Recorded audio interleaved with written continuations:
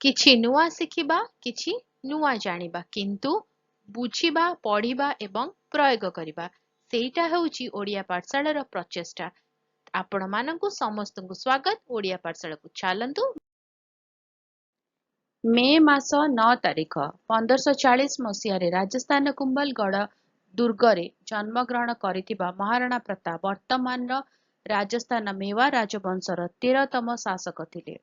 ତାଙ୍କୁ ଭାରତ ଇତିହାସରେ ବୀରତ୍ୱ, ପ୍ରତିରୋଧ ଏବଂ ଦେଶପ୍ରେମର ପ୍ରତୀକ ଭାବରେ ବିବେଚନା କରାଯାଏ। ସିସୋଦିଆ ବଂଶର ଜଣେ ରାଜପୁତ ମହାରାଣା ପ୍ରତାପଙ୍କୁ ମୋଗଲ ସାମ୍ରାଜ୍ୟ, ବିଶେଷ କରି ସମ୍ରାଟ ଆକବରଙ୍କ ବିରୁଦ୍ଧରେ ତାଙ୍କର ଅଦମ୍ୟ ପ୍ରତିରୋଧ ପାଇଁ ସର୍ବୋତ୍ତମ ମନେ କରନ୍ତି, ଯେତେବେଳେ ଅଧିକାଂଶ ଅନ୍ୟ ରାଜପୁତ ଶାସକ ମୋଗଲମାନଙ୍କ ସହିତ ଆତ୍ମସମର୍ପଣ କରିଥିଲେ କିମ୍ବା ସେମାନଙ୍କ ସହ ମେଣ୍ଟ କରିଥିଲେ। ପ୍ରତାପ ମହାରାଣା ଉଦୟ ସିଂହ ଦ୍ୱିତୀୟ ଏବଂ ମହାରାଣୀ ଜୟବନ୍ତ ବାଈଙ୍କ ଜ୍ୟେଷ୍ଠ ପୁତ୍ର ଥିଲେ। ବାଲ୍ୟକାଳରୁ ସେ ଅସାଧାରଣ ସାହସ ଏବଂ ଦୃଢ଼ କର୍ତ୍ତବ୍ୟବୋଧ ପ୍ରଦର୍ଶନ କରିଥିଲେ। 1572 ମସିହାରେ ତାଙ୍କ ପିତାଙ୍କ ମୃତ୍ୟୁ ପରେ ସେ ମେୱାରର ସିଂହାସନ ଆରୋହଣ କଲେ। ତାଙ୍କର ସମସାମୟିକଙ୍କ ପରି ମହାରାଣା ପ୍ରତାପ ଆକବରଙ୍କ ନିକଟରେ ଆତ୍ମସମର୍ପଣ କରିବାକୁ ମନା କରିଦେଲେ। ମିତ୍ରତା, ଧନ ଏବଂ ବୈବାହିକ ସମ୍ପର୍କର ପ୍ରସ୍ତାବକୁ ପ୍ରତ୍ୟାଖ୍ୟାନ କଲେ।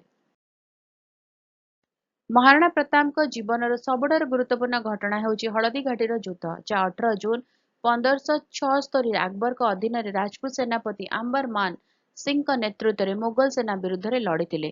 ସଂଖ୍ୟାରେ କମ୍ ଏବଂ ସୁସଜ୍ଜିତ ଶତ୍ରୁର ସମ୍ମୁଖୀନ ହୋଇଥିଲେ ମଧ୍ୟ ମହାରାଣା ପ୍ରତାପ ତାଙ୍କର ବିଶ୍ୱସ୍ତ ଘୋଡ଼ା ଚେତକ ଏବଂ ଏକ ଛୋଟ କିନ୍ତୁ ଉତ୍ସର୍ଗୀକୃତ ସେନା ସହିତ ସାହସର ସହିତ ଲଢ଼ିଥିଲେ। ଯଦିଓ ଏହି ଯୁଦ୍ଧ ଉଭୟ ପକ୍ଷ ପାଇଁ ଏକ ନିର୍ଣ୍ଣାୟକ ବିଜୟ ନଥିଲା, ବିଫଳତା ସତ୍ତ୍ୱେ ମହାରାଣା ପ୍ରତାପ କେବେ ବି ମୋଗଲ ପ୍ରାଧାନ୍ୟକୁ ଗ୍ରହଣ କରିନଥିଲେ। ହଳଦୀଘାଟି ପରେ ମହାରାଣା ପ୍ରତାପ ଗରିଲା ଯୁଦ୍ଧ ରଣନୀତି ଗ୍ରହଣ କରିଥିଲେ ଏବଂ ଆରାବଲୀର ଜଙ୍ଗଲ ଏବଂ ପାହାଡ଼ରୁ ମୋଗଲମାନଙ୍କୁ ପ୍ରତିରୋଧ କରି ଚାଲିଥିଲେ। ସେ ତାଙ୍କର ରାଜଧାନୀ ଚାୱଣ୍ଡକୁ ସ୍ଥାନାନ୍ତରିତ କରିଥିଲେ, ଯେଉଁଠାରେ ସେ ପ୍ରଶାସନକୁ ପୁନଃନିର୍ମାଣ କରିଥିଲେ ଏବଂ ତାଙ୍କ ଲୋକମାନଙ୍କୁ କେବେ ହାର ନ ମାନିବାକୁ ପ୍ରେରଣା ଦେଇଥିଲେ।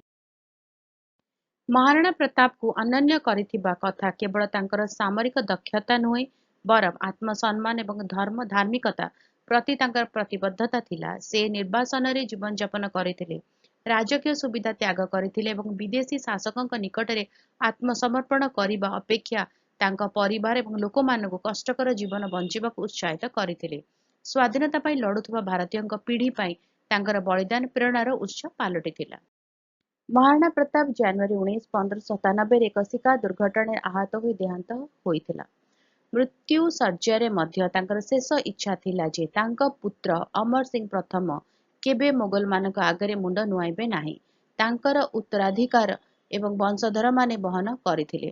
ଯଦିଓ ମେୱାଡ଼ ଶେଷରେ ବିଭିନ୍ନ ପରିସ୍ଥିତିରେ ମୋଗଲମାନଙ୍କ ସହିତ ବୁଝାମଣା କରିଥିଲା, ଆଜି ମହାରାଣା ପ୍ରତାପଙ୍କୁ ଭାରତୀୟ ଇତିହାସର ଜଣେ ମହାନ ଯୋଦ୍ଧା ଭାବରେ ମନେ କରାଯାଏ।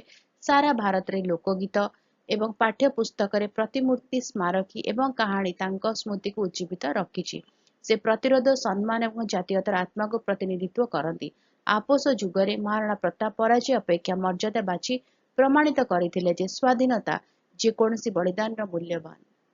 ଭିଡ଼ିଓଟି କେମିତି ଲାଗିଲା ମୋତେ କମେଣ୍ଟ କରିକି ଜଣାଇବ। ଯଦି ଭଲ ଲାଗିଲା ଭିଡ଼ିଓ ଟିକେ ଲାଇକ୍ କରିଦେବ, ଭିଡ଼ିଓ ସହିତ ସେୟାର କର, ଚ୍ୟାନେଲକୁ ସବସ୍କ୍ରାଇବ କରି ବେଲ୍ ଆଇକନ୍ ପ୍ରେସ୍ କରି ଅଲ୍ ନୋଟିଫିକେସନକୁ ଅନ୍ ରଖିଥାଅ। ତାହେଲେ ଦେଖା ହେବା ଆଗାମୀ ଭିଡ଼ିଓ ପରେ। ରହୁଛି।